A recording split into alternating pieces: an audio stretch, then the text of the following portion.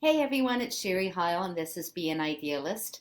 I had stopped doing these videos so frequently because I was working on, as I mentioned before, looking at doing some podcasts, some interviews. But as we're going through this disruption, that's what we'll call it, which is going to lead to some major changes, I think that being an idealist is more important than ever right now. It's St. Patrick's Day. Nobody's going out to bars today. Nobody's going to go see live music today. I saw a few tents at restaurants yesterday that were set up, and we know that they're set up for no reason. And, you know, that's sad. I was thinking of a few other words as I said the word sad. I was thinking disappointing, unfortunate, but no, that's sad. And it's hard times for a lot of people. So St. Patrick's Day, I'm not wearing green. I have green eyes. I always say that counts. Um, and I was thinking about the Irish. And the reason first thing that I think about the Irish, and I don't know if this is true, so please take this part with a grain of salt. But I was once told, and I asked my doctor, and she said, sounds all right. Sounds right is the best way to put this, not necessarily true. But I was once told that Irish people have a stronger immune system because we survived the plague and the Great Famine, or the descendants of the survivors of the plague and the Great Famine, and that gave us a very strong immune system. So that kind of falls in line with the saying of what doesn't kill you makes you stronger. Again, I don't know if that's true. But I got curious about that Great Famine and plague and disease today, and I wanted to look up what happened. How did it change people?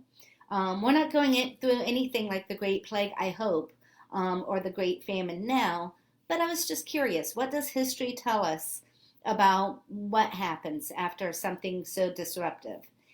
And it was interesting. The Great Famine was a period of mass starvation and disease in Ireland from 1845 to 1849.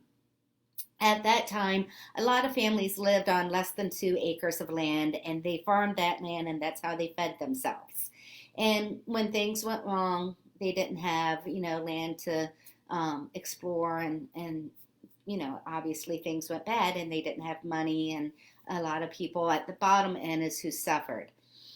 After the Great Famine, what happened is families got much larger lands. I don't know all the policy changes, but people didn't live on less than 2 acres of land anymore. They got much larger land so that they could sustain their families, have some profitability, and be able to deal with misfortune as they came down the road in the future. 1 million people died in the Great Famine, but more importantly, several million people moved away. And where they moved to? They moved to America. And that's where the term luck of the Irish comes from. It's actually not an Irish term, it's an American term.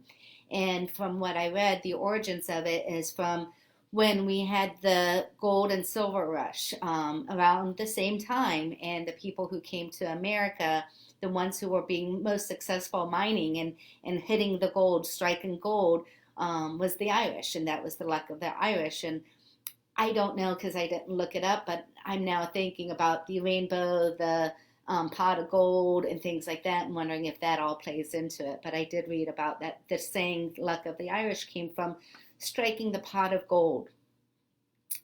All this to say is actually I'm hate to put a silver lining around such dark times, but all this to say is that the change that's going to come can be positive. We're going through hard times right now, but the change that's going to come can be positive.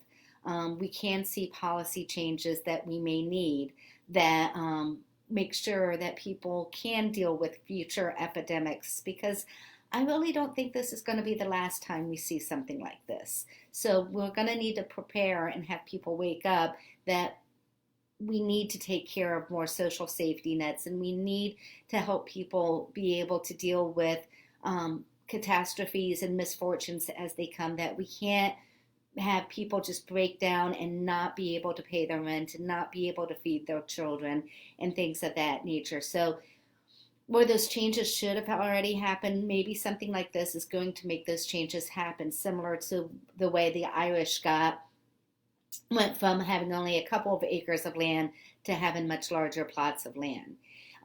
Maybe there's going to be opportunities. People who embrace change and look for opportunities during this disruption, they are going to strike that pot of gold. So this goes back to the be an idealist. Yes, as I said yesterday, being an idealist does not mean not facing reality. Reality is one of the building blocks of building your ideal life. But being an idealist means, okay, this is reality. These are my building blocks. What is my ideal life, and how can I use these building blocks to get there?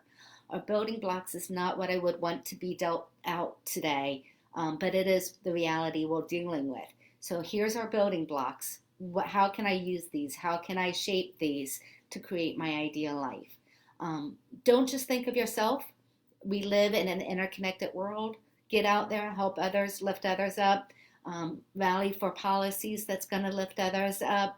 Don't think of your ideal life, but your ideal world, and your world encompasses everybody in it.